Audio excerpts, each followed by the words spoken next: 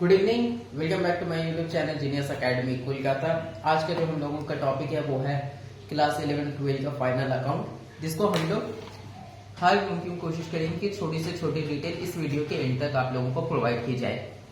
और इसी की रिगार्डिंग पे अगर आपको एंड में वीडियो इन्फॉर्मेटिव लगे तो इसे लाइक कीजिए, कमेंट कीजिए और ऐसे ही वीडियो को आगे देखने के लिए सब्सक्राइब तो जरूर कीजिएगा। तो फाइनल अकाउंट हम लोग देखते हैं, तो इसमें अगर हम देखे जाए तो बोर्ड में एक ऑलरेडी चार्ट बना चुके हैं फाइनल अकाउंट का, जिसमें हम लिखे हैं पार्ट 1 और पार्ट 2। लेकिन जब आप कॉपी में बनाने जाइएगा तो कॉपी में 2 पेज लगेगा आपका, बेसिकली इस तरह से। पहला पेज जिसमें आपका ट्रेडिंग और पीएल होगा, पीएल यानी प्रॉफिट एंड लॉस अकाउंट। दूसरा पेज जिसमें आपका एसेट्स और लायबिलिटीज होगा। ये सारी चीजें होगी आपका फाइनल अकाउंट में।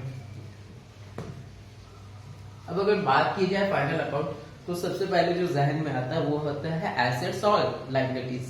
तो ये एसेट्स और लायबिलिटीज क्या है, चलिए इसके बारे में बताते हैं। अगर सीधे सीधे शब्दों में और इजी वे में बताया जाए तो एसेट्स हम लोग उसको कहेंगे जिससे हमें आज या कल फायदा पहुंचेगा, उसे हम लोग एसेट्स कहते हैं। और लायबिलिटीज उसे कहते हैं, मान लीजिए हमारी जो जिम्मेदारियां हैं उसे हम लोग लायबिलिटीज कहते हैं। फॉर एग्जाम्पल एसेट्स में अगर हम लोग लेते हैं तो वो हो जाता है building, plant and machinery, plant पौधा नहीं, मशीन वगैरह इस तरह से, लैंड, ये सब आपका आता है फिक्स एसेट्स में, क्योंकि ये सालों साल चलता है। जो अभी हम बिल्डिंग लेते हैं तो वो सालों साल चलता है। अगर कोई मशीन लिए हैं वो भी सालों साल चलेगा। अभी हम कोई बिल्डिंग, मशीनरी या फिर कुछ और भी चीज लें जो सालों साल चले, वो हम लोगों का फिक्स एसेट्स में आता है। बिल्डिंग हो गया, लैंड हो गया, मशीन हो गया, एक्सेट्रा एक्सेट्रा। लेकिन वो चीज जो हम लोगों को विद इन अ ईयर मतलब हो, तो उसे हम लोग करंट एसेट्स कहते हैं। जैसे कि मान लीजिए हम लोगों को कहीं से पैसा लेना है तो हम लोगों के लिए फायदा है, तो वो हम लोगों का क्या हो जाएगा, करंट एसेट्स। साल के अंदर अगर मिल रहा है तो वो हो जाता है करंट एसेट्स। तो वो उस तरह से हम लोगों को चलता है, यानी कि जिस चीज से हमें फायदा पहुंचता है, जैसे मशीन चलेगा हम लोगों को फायदा पहुंचेगा, तो उसका क्या होगा, एसेट्स आए। बिल्डिंग, अब हम बिल्डिंग में हम ये रेंट पे लगाए, उससे क्या होगा, हमको इनकम मिल रहा है, तो उसमें मेरा क्या है, फायदा है, तो वो मेरा एसेट्स पे आया। अब आते हैं हम लोग लायबिलिटीज की तरफ। वो चीज जो मेरे लिए जिम्मेदारी है। अब हम कहीं रह रहे हैं, तो अगर हम कहीं रह रहे हैं तो जाहिर बात है हमें उसका रेंट पे करना होगा। तो रेंट अगर हम लोग पे करेंगे तो वो क्या हो जाएगा मेरे लिए, जिम्मेदारी, तो वो मेरा हो जाएगा लायबिलिटीज। अब हम बैंक से कुछ लोन लिए हैं तो लोन हमको चुकाना है, जिम्मेदारी है, तो वो क्या हो गया मेरा लायबिलिटीज। और इसके अलावा बहुत सारी चीजें हैं जो आपको लायबिलिटीज में आती है, जैसे कि कैपिटल यानी कि बिजनेस में इंट्रोडक्शन करना, पैसा इन्वेस्ट करना। तो जो पैसा इन्वेस्ट करते हैं तो वो आ जाता है मेरा लायबिलिटीज में।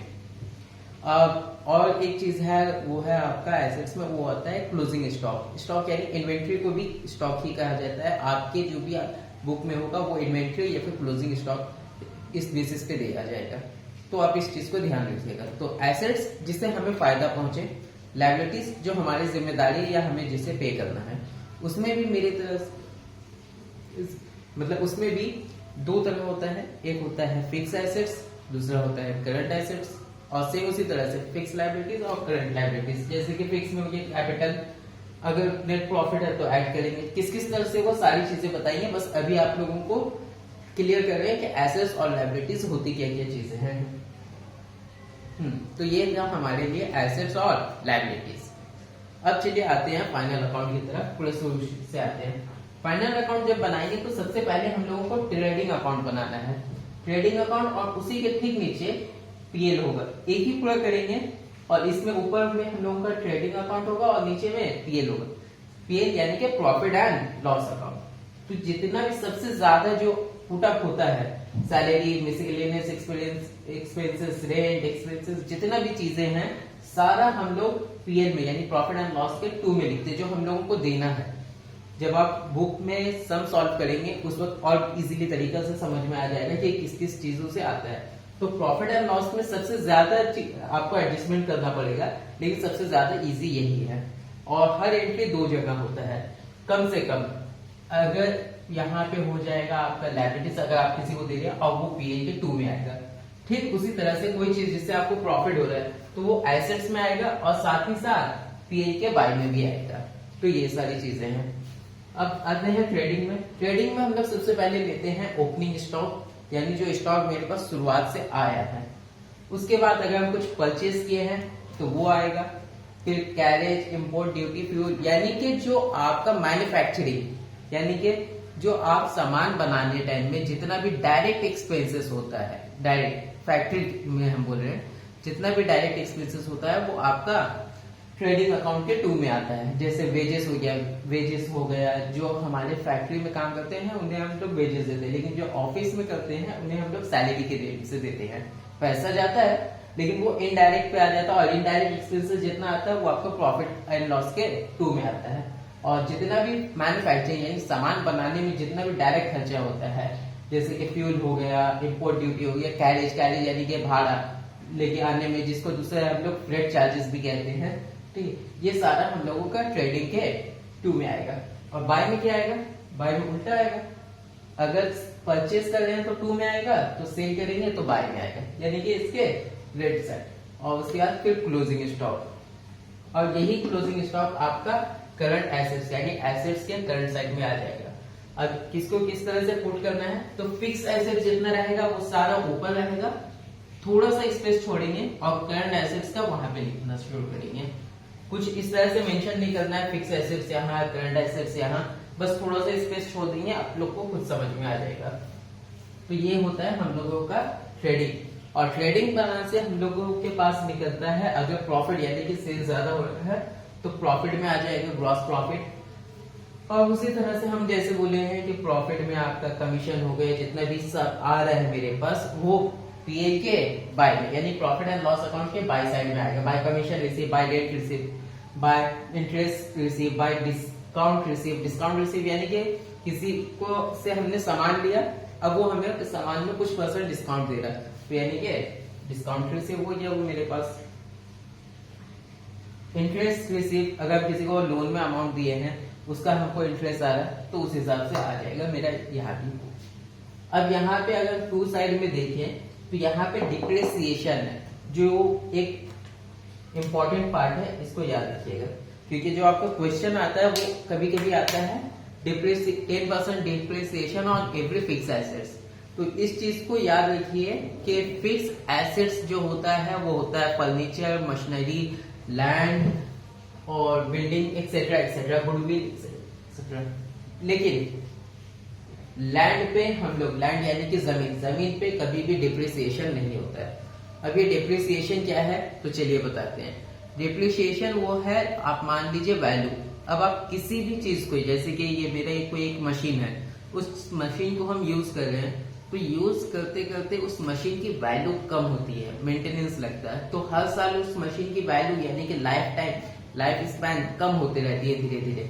तो कभी कभी 10% रहता है, कभी 5% के 5% डिप्रिसिएशन निकालो, 2% निकालो, वो आपको बुक में बोल देगा इतना % निकालना है। तो वहां बिल्डिंग से हम लोग लेस करेंगे, यहाँ अमाउंट लिखेंगे, और क्या बोलते हैं हर एंट्री 2 बार होगा मिनिमम। तो वही चीज यहाँ हम पीएल के 2 में आएंगे। यहाँ पे एक और चीज है, वो है ड्राइंग, लेस ड्राइंग, जो लायबिलिटी साइड में हम दिए हैं। अब ये ड्राइंग क्या है, तो देखिए जितना यहाँ से निकला नेट प्रॉफिट हुआ, ट्रेडिंग से मेरा ग्रॉस प्रॉफिट निकला और पीएल से मेरा नेट प्रॉफिट निकला। नेट प्रॉफिट हम ऐड कर दिए, नेट प्रॉफिट की जगह नेट लॉस आता तो हम लेस कर देते। उसके बाद एक और चीज हम लेस लिखे हैं यहाँ पे, वो है ड्राइंग। ड्राइंग क्या है, ड्राइंग है मेरा पर्सनल यूज के लिए, यानी कि कोई पार्टनर, जैसे कि हमने 3 दोस्त हैं, उसने मिलकर एक बिजनेस शुरू किया, तो अगर कुछ वो पर्सनल यूज के लिए अपने पास पैसा निकाल रहा है कैपिटल से, तो उसको हम लोग ड्राइंग कहते हैं। तो वो मेरे कैपिटल से, यानी जो शुरुआत के जो पैसा वहां से लेस होगा और फिर आ जाएगा 2 साइड में। तो ये आ जाता है आपका पीएल। और लायबिलिटीज में आउटस्टैंडिंग बिल, आउटस्टैंडिंग बिल यानी कि आप अभी तो नहीं दिए हैं लेकिन देना बाकी, आउटस्टैंडिंग यानी कि बाकी, तो आप अभी नहीं दिए हैं लेकिन देना बाकी है, तो जाहिर बात है मेरी जिम्मेदारी है। तो जो जिम्मेदारी है वो लायबिलिटीज हो गया, करंट लायबिलिटीज। रिजर्व फंड, हम किसी चीज के लिए फंड रखें कि हमको वो पे करना पड़ सकता है, जैसे कि कोई फ्यूचर में कुछ लग गया, फायर वगैरह कुछ भी इंसिडेंट हो सकता है, मिसहैप, तो उसके लिए हम लोग इस पे करते हैं। अब यहाँ पे आते हैं, वो है क्रेडिटर और डेटर। तो अगर हम किसी को पैसा देंगे तो वो क्रेडिटर हुआ, लेकिन अगर हम किसी से पैसा ले रहे हैं तो वो डेटर हुआ। इसको थोड़ा और एग्जांपल से समझते हैं। मान लीजिए हम एक बिजनेस चला रहे हैं। अब बिजनेस में जनरली हम लोग क्या करते हैं, उधार में सामान लेते हैं, उधार में सामान बेचते हैं, ये बेसिक सा चीजें होता है। अभी हमने ये बुक मतलब मान लीजिए किसी को उधार में दिया, तो आज नहीं तो कल वो मुझे पैसा रिटर्न करेगा। तो जब वो मुझे रिटर्न करेगा तो वो मेरे लिए डेटर हुआ, क्योंकि वो मेरे पास पैसा आएगा। तो इस वजह से फायदा की चीज है, तो एसेट्स में आ गया डेटर। अब सेम चीज हम किसी से हम सेम चीज उधार में लिए। अब हम उधार में लिए, आज नहीं तो कल हमें उसको पैसा चुकाना है। तो जब हम चुकाएंगे तो वो मेरे लिए क्रेडिटर यानी कि महाजन बन गया। तो हमको पैसा देना है, जिम्मेदारी हो गई है वो, तो वो मेरा लाइबिलिटीज बन गया है। और इसी में आपका डेटर में एक एंट्री आता है, वो आता है बैड डेट करके। बैड डेट क्या होता है, तो मतलब मान लीजिए कि कोई डेटर है, आपको पैसा नहीं दे रहा, सिंपल सी बात है, पैसा नहीं दिया, तो वो क्या हो जाएगा, बैड डेट, यानी कि आपका पैसा लॉस हो गया, तो वो डेटर से लेस हो जाएगा और पीएल के 2 में आएगा। तो इस तरह से, तो उसी तरह से क्रेडिटर अगर आपको डिस्काउंट दे देता है तो वो पीएल के बाई में आ जाएगा, जो जैसा हमने पहले जिक्र भी किया है। और फिर एक आता है डाउटफुल डेट। डाउटफुल यानी कि वो दे भी सकता है, नहीं भी दे सकता है। तो इस केस में जनरली हम लोग क्या करते हैं, हर जगह उसको लेस कर देते हैं। यहाँ डेटर से लेस करते, क्यों, क्योंकि मेरे पास तो डाउट है कि इनको पैसा मिल भी सकता है और पैसा नहीं भी मिल सकता है। इस वजह से हम लोग डेटर से लेस कर देते हैं और उसको पीएल के 2 में दिखाते हैं, क्योंकि जनरली ये मेरे लिए लॉस ही है। Bill receivable, bill payable. Bill receivable क्या है, हमको कहीं से अमाउंट वगैरह आ रहा है तो बिल के अकॉर्डिंग बाय, और बिल पेपर यानी कि हमको कहीं बिल पे करना है, तो वो जिम्मेदारी है, लाइबिलिटीज हो गया वो। और क्या है, बैंक ओवरड्राफ्ट। ओवरड्राफ्ट तो आप समझते हैं, बैंक जो आपको आपके बैंक स्टेटमेंट के अकॉर्डिंग कुछ मंथ के लिए एक्सटेंशन देता है, यानी अमाउंट वगैरह देता है, तो लेकिन मेरी जिम्मेदारी है कि उनको रिटर्न भी करनी है उसको, तो इस वजह से वो लाइबिलिटीज पे आता है। बिल पेबल हो गया। मशीनरी, आपको इन सब चीज में आपका डिप्रिसिएशन निकलेगा। अब इन सब चीज में एक जो चीज आपको देखने मिलेगी वो है गुडविल। अब ये गुडविल क्या है, तो 2 तरह का एसेट्स होता है।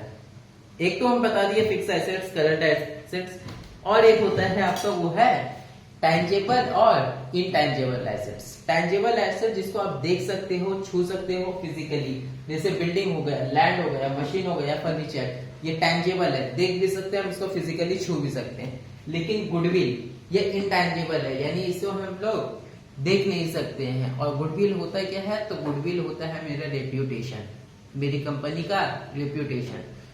अभी आप किसी भी कंपनी में, नई कंपनी होती है तो उस पर हम लोग इन्वेस्ट वगैरह अगर कोई करते हैं तो उस पर 10 बार सोचते हैं कि ये कंपनी अच्छी है, ये कंपनी अच्छी नहीं है, हो सकता है अभी नई है, पुरानी है, तो उस चीज को हम लोग देखते हैं।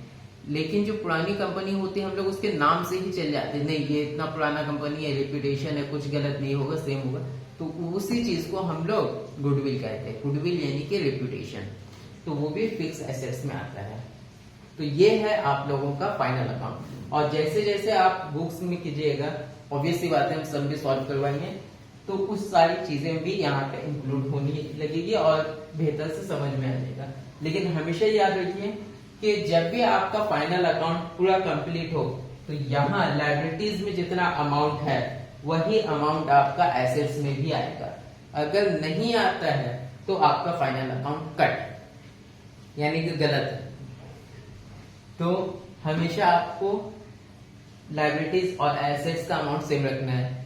सेम रखना है इसका मतलब ये नहीं कि खुद से अगर अमाउंट घट रहा तो बैठा दीजिए, ऐसा नहीं है।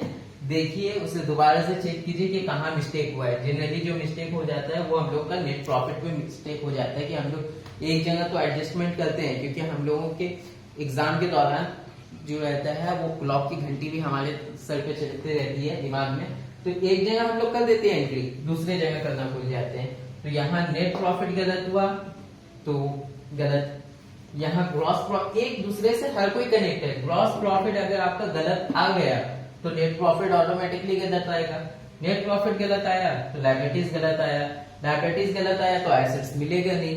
तो हर एक चीज को धीरे धीरे कीजिए, जैसे जैसे होगा। Practice makes the man perfect. तो जैसे जैसे बेहतर होते जाएगा आपकी भी स्पीड बढ़ती रहेगी। बहुत इजी है, ज्यादा टफ नहीं है, ये याद रखिए। बुक में जो भी आपका एंट्री देगा एडजस्टमेंट के लिए, वो मिनिमम आपको 2 जगह करना होगा।